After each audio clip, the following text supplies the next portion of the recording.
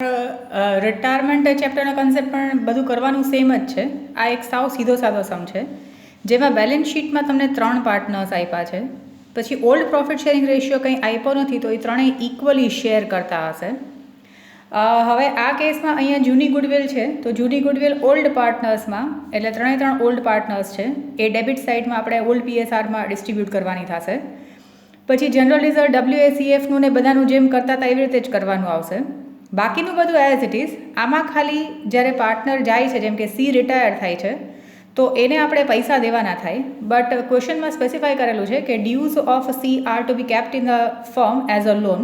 તો આપણે એને પૈસા દઈ નહીં શકીએ, મે બી કેશ શોર્ટેજ હશે, ઓર કાં તો આપણે એને કહી દઈએ કે ભાઈ અમારે તમને જે દેવાના છે એને લોન તરીકે અમને રાખવા દો એ પૈસા, તો અમે વાપરશું. તમે અમારી પાસેથી અમે પૈસા લઈને ક્યાંક બેંકમાં મૂકો તો તમને પણ ઇન્ટરેસ્ટ મળે, તો અમે તમને ઇન્ટરેસ્ટ આપશું. બાકીનું બધું એઝ ઇટ ઇઝ છે. અને એક એક્સ્ટ્રા ક્વેશ્ચન મોકલો છે જેનું સોલ્યુશન પણ એમાં છે, એટલે તમે ટ્રાય કરજો. બાકી તમે કેલ્ક્યુલેશન્સ જોઈ લો: revaluation account, cash and bank account, partners capital account અને બેલેન્સ શીટ. તો એડજસ્ટમેન્ટથી સ્ટાર્ટ કરીએ તો લેન્ડની વેલ્યુ જે છે એ 1000 છે. હા, અને આમાં ન્યૂ PSR આપ્યો નથી, આમ પણ કંઈ કામનો નથી. આ ફર્સ્ટ સમ છે એટલે આમાં હું ગુડવિલનું કંઈ નાખતી નથી. પછી ગુડવિલવાળો પણ સમ છે જેમાં આપણે સેક્રિફાઈસની બદલે ગેઇન રેશિયો ગોતવાનો રહેશે. એટલે આવા નાના સમ્સ પણ પહેલાં જોઈ લઈએ. હવે અહીંયા લેન્ડની વેલ્યુ 1000 થઈ ગઈ, તો લેન્ડ હતું 400નું અને 1000 થઈ ગયું, તો 600નું ઇન્ક્રીઝ છે. એટલે રિવેલ્યુએશન અકાઉન્ટમાં ક્રેડિટ સાઇડમાં 600 વધી ગયા અને બેલેન્સ શીટમાં એસેટ સાઇડમાં લેન્ડની વેલ્યુ હવે 1000. એના પછી સેકન્ડ એડજસ્ટમેન્ટમાં આપ્યું છે કે C ને દેવાના થાય એ લોન તરીકે રાખવાના, અને વર્કરનો ક્લેમ એડમિટ થયો છે 170. તો 170 માટે આપણી પાસે ક્લેમનો અમાઉન્ટ ખાલી 100 રૂપીઝ જ છે. એટલે આ કેસમાં આપણે WACF ક્લેમ ઓર ક્લેમ ફોર WACF જે છે એ 100 તો છે, પણ 170 જોઈએ, એટલે બાકીના 70 આપણે રિવેલ્યુએશન અકાઉન્ટમાં ડેબિટ સાઇડમાં લખશું. અને આ કેસમાં WACF પાર્ટનર્સમાં ડિસ્ટ્રીબ્યુટ નહીં થાય. બેલેન્સ શીટમાં લાયબિલિટી સાઇડમાં અહીંયા ક્લેમ ફોર WACF એમાં 70 આવી જશે. હવે આ જે 3 એડજસ્ટમેન્ટ છે એ પૂરા થયા. એટલે આ કેસમાં ક્લેમ ફોર WACF 70 અહીંયા આવી જશે અને હવે પાર્ટનર્સમાં ડિસ્ટ્રીબ્યુટ નહીં થાય. એડજસ્ટમેન્ટ્સ જે છે એ બધા પૂરા થઈ ગયા. હવે બાકીનું આપણે લખવાનું સ્ટાર્ટ કરીએ. તો બેલેન્સ શીટમાં લાયબિલિટી સાઇડ મેં કેપિટલ બેલેન્સીસ લખીએ, તો અહીંયા બાય બેલેન્સ બ્રોડ ફોરવર્ડ છે એ આ 100, 200 અને 300. પછી જનરલ રિઝર્વ છે એ ત્રણેયમાં ડિસ્ટ્રીબ્યુટ થશે.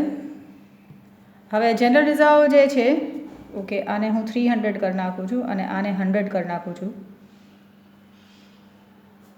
તો જનરલ રિઝર્વ જે છે એ ત્રણેયમાં ઇક્વલી ડિસ્ટ્રીબ્યુટ થશે. ઓલ્ડ PSR જે આપ્યો નથી તો ઇક્વલ હશે, એટલે 100, 100 અને 100. પછી વર્કર્સ એક્સિડન્ટ કમ્પન્સેશન ફંડ આપણે ક્લેમ હતું એટલે એ પતી ગયું. Workers profit sharing fund will not be distributed, તો લાયબિલિટી સાઇડમાં એઝ ઇટ ઇઝ. ક્રેડિટર્સમાં પણ કંઈ ચેન્જીસ નથી, તો ક્રેડિટર્સ પણ લાયબિલિટી સાઇડમાં એઝ ઇટ ઇઝ. એસેટ સાઇડમાં જૂની ગુડવિલ છે જે પાર્ટનર્સ કેપિટલ અકાઉન્ટમાં ડેબિટ સાઇડમાં, જેમ કે old goodwill in old PSR. તો ઓલ્ડ PSR ત્રણેયનો કંઈ આપ્યો નથી, તો એ આપણે એઝ્યુમ કરીએ કે ઇક્વલ છે. લેન્ડની નવી વેલ્યુ લખાઈ ગઈ. કેશનું બેલેન્સ આપણે કેશ એકાઉન્ટમાં લખીએ, અહીંયા બેલેન્સ બ્રોડ ફોરવર્ડ 300. હવે એડવર્ટાઇઝમેન્ટ સસ્પેન્સ એકાઉન્ટ અને પ્રોફિટ એન્ડ લોસ એકાઉન્ટ એ ફિક્ટિશિયસ એસેટ્સ છે, તો એને આપણે અહીંયા ડિસ્ટ્રીબ્યુટ કરવા પડશે. તો એક તો અહીંયા એડવર્ટાઇઝમેન્ટ સસ્પેન્સ એકાઉન્ટ, તો આ જે 200 જે છે એ ત્રણેયમાં ડિસ્ટ્રીબ્યુટ કરવું પડશે, કારણ કે ત્રણ ઓલ્ડ પાર્ટનર્સ છે. હવે 200 ડિવાઇડેડ બાય આપણે 3 કરીએ તો 66.67 આવે છે. એટલે એકમાં આપણે વધારે રાખીએ છીએ, 2માં રાખવું પડશે. પછી પ્રોફિટ એન્ડ લોસ એકાઉન્ટ છે, તો પ્રોફિટ એન્ડ લોસ એકાઉન્ટમાં આપણે 100 ડિવાઇડેડ બાય 3 કરશું. સો એકમાં અહીંયા 34 કરીએ, અહીંયા 33 ખાલી કરીએ છીએ, એટલે આપણને આ ખાલી બેલેન્સ કરવામાં ઇઝી પડે. તો હવે આ બધું પૂરું થઈ ગયું. પછી હવે રિવેલ્યુએશન પ્રોફિટ ફાઇન્ડ આઉટ કરીએ, તો એ જશે પાર્ટનર્સ કેપિટલમાં. રિવેલ્યુએશન પ્રોફિટ આવે છે આ 600 માઇનસ 70 કરીએ તો 530 આવે છે. 530 ડિવાઇડેડ બાય આપણે 3 કરીએ તો આપણને પોઈન્ટમાં આવે છે. તો આ A, B અને C, જેમ કે 176, 176 અને 177, આ જે રિટાયરમેન્ટ થતો એને 1 રૂપિયો એક્સ્ટ્રા આપી દે એ ખુશ થઈ જાય. અહીંયા રિવેલ્યુએશન અકાઉન્ટમાં આ રિવેલ્યુએશન પ્રોફિટ. હવે જોજો કે આ ત્રણેયમાં ડિસ્ટ્રીબ્યુટ થશે, કારણ કે ઓલ્ડ પાર્ટનર ત્રણેય છે, નવા પાર્ટનર જે બચશે એ હશે. પછી આનું કેપિટલ બેલેન્સીસ આપણે ગોતી લઈએ. તો પછી ત્રણેયનો આ સાઈડના ટોટલમાંથી એક એક કોલમ કરશો તો આ એ લોકોના બેલેન્સ આવે છે. તો બેલેન્સ હવે કેપિટલમાં ઓકે એક જ મિનિટ, આ સીને જે દેવાના થાય છે 377 એનું બેલેન્સ નહીં આવે. 377 જશે ટુ લોન ફ્રોમ સી અને બેલેન્સ શીટમાં લાયબિલિટી સાઇડમાં આ લોન ફ્રોમ સી આપણે એને લોન અકાઉન્ટમાં નાખીશું 377 અને કેપિટલ અકાઉન્ટ્સ હવે એ ને બીના જ હશે જે 176 અને 276 હશે. તો જે રિટાયરિંગ પાર્ટનર છે એનું આપણે બંધ કરીએ ત્યારે એનું જે બેલેન્સ તો નહીં આવે પણ એને જે પૈસા દેવાના થાય છે 377 જે બેલેન્સ આવે છે એ આપણે એના લોન અકાઉન્ટમાં ટ્રાન્સફર કરશું આ ટુ લોન ફ્રોમ સી અને બેલેન્સ શીટમાં લાયબિલિટી સાઇડમાં આપણે એને લખી નાખશું. પછી કેશ અકાઉન્ટમાં આપણી પાસે આમ પણ એની દેવા માટે આપણી પાસે સફિશિયન્ટ કેશ હતું જ નહીં. બેલેન્સ કેરીડ ફોરવર્ડ 300 છે, આપણી પાસે 300 જ છે. રિટાયરિંગ પાર્ટનરને 377 દેવાના થાય તો બાજુના દુકાનમાંથી લઈ આવીએ તો થાય અને પછી 300 દઈ દે તો આપણે ચા પણ ન પી શકીએ. એટલે કેશ અકાઉન્ટમાં એઝ ઇટ ઇઝ એને જેટલા દેવાના છે એ આપણે લોન તરીકે લખી નાખીએ છીએ.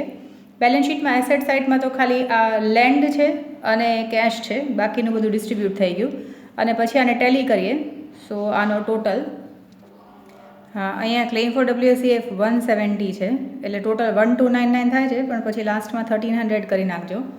એટલે આ સમમાં તમે જોજો ખાલી રિટાયરિંગ પાર્ટનરને પૈસા દેવાના થાય તો ઘણી વખત કીધું હશે ક્વેશ્ચનમાં કે એનું અમાઉન્ટ આપણે લોન તરીકે રાખવાનું છે.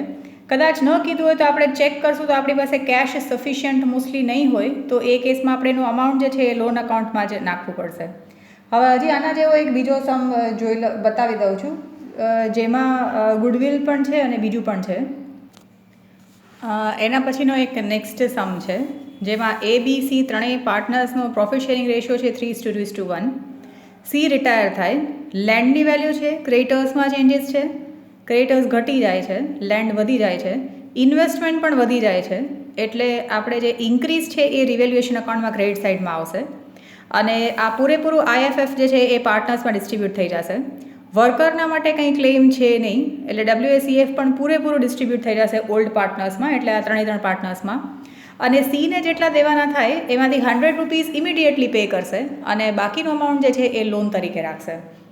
તો હવે આ એડજસ્ટમેન્ટથી સ્ટાર્ટ કરીએ તો લેન્ડની વેલ્યુ 1000 થઈ ગઈ, લેન્ડ 300 હતું ત્યાંથી 1000 થઈ ગયું તો લેન્ડમાં જે ઇન્ક્રીઝ જે છે એ 700નું છે અને બેલેન્સ શીટમાં એસેટ સાઇડમાં લેન્ડ જે છે એ 1000 એના પછી નેક્સ્ટ એડજસ્ટમેન્ટમાં 10% ક્રેડિટર્સ નથી પે કરવાના તો એ આપણને ફાયદો થઈ ગયો. તો રિવેલ્યુએશન અકાઉન્ટમાં ક્રેડિટ સાઇડમાં ₹20 અને બેલેન્સ શીટમાં લાયબિલિટી સાઇડમાં ક્રેડિટર્સ જે હતા 200 એમાંથી 20 નથી દેવાના તો હવે આપણે 180 આવી જશે. અને ઇન્વેસ્ટમેન્ટની વેલ્યુ 320 થઈ ગઈ તો ઇન્વેસ્ટમેન્ટ 100માંથી 320 થઈ ગયા તો ઇન્વેસ્ટમેન્ટની આપણે નવી વેલ્યુ લખીએ એ 320 અને વધ્યા કેટલા તો 220 જે છે એ વધી ગયા એટલે રિવેલ્યુએશન અકાઉન્ટમાં ક્રેડિટ સાઇડમાં બાય ઇન્વેસ્ટમેન્ટ અહીંયા 100ની બદલે 320 થઈ ગયા એટલે 220 જે છે એ ઇન્ક્રીઝ થઈ ગયા. તો આ એડજસ્ટમેન્ટ્સ જે છે એ પતી ગયા અને હવે આને કીધું છે કે આપણે 100 તો એને દેશું તો એકચ્યુઅલી લખવું હોય તો લખી શકાય સીના કેપિટલ અકાઉન્ટમાં ટુ કેશ કારણ કે આપણી પાસે કેશ અત્યારના તો સફિશિયન્ટ છે. કેશ આપણને દેખાય છે 1000 તો આપણે અહીંયા લખી શકીએ બાય સીઝ કેપિટલ એમાં 100 કારણ કે આપણે એને ₹100 ઇમિડિયેટલી પે કરી નાખીએ છીએ. બાકીનું અમાઉન્ટ જે છે એ આપણે લોન તરીકે રાખશું. તો આ એડજસ્ટમેન્ટ્સની બધી ઇફેક્ટ પૂરી થઈ ગઈ. હવે બાકીનું લખવાનું સ્ટાર્ટ કરીએ તો કેપિટલ બેલેન્સીસથી આ બાય બેલેન્સ બ્રોટ ફોરવર્ડ એમાં 300, 200 અને 100 પછી WSCF પૂરેપૂરું ડિસ્ટ્રીબ્યુટ થશે. ઓલ્ડ PSR છે 3:2:1 એટલે આ 600 ટોટલ છે સો 300, 200 અને 100 જ આવી જશે. 3, 4, 5, 6 તમે ડિસ્ટ્રીબ્યુટ કરીને પણ જોઈ લેજો આ 600 × 3/6 ને એવી રીતે કરીને. આ કેસમાં ઇન્વેસ્ટમેન્ટ ફ્લક્ચ્યુએશન ફંડ પણ પૂરેપૂરું ડિસ્ટ્રીબ્યુટ કરી શકાશે. એમાં પણ પ્રોફિટ શેરિંગ રેશિયો 300, 200, 100 આ બે વસ્તુ ઓલ્ડ પ્રોફિટ શેરિંગ રેશિયોમાં કારણ કે ઇન્વેસ્ટમેન્ટની વેલ્યુ ઇન્ક્રીઝ થાય છે ડિક્રીઝ નથી થતી. અને ક્રેડિટર્સની નવી વેલ્યુ અહીંયા લખાઈ ગઈ છે એટલે પાછું કંઈ લખવાનું નથી. જૂની ગુડવિલ જે છે એ પાર્ટનર્સ કેપિટલ અકાઉન્ટમાં ડેબિટ સાઇડમાં આ ઓલ્ડ ગુડવિલ ઓલ્ડ PSRમાં ઓલ્ડ PSR અગેઇન 3:2:1 એટલે ફિગર્સમાં એવી રીતે રાખ્યા છે એટલે તમને એ સમજવામાં ઇઝી પડે.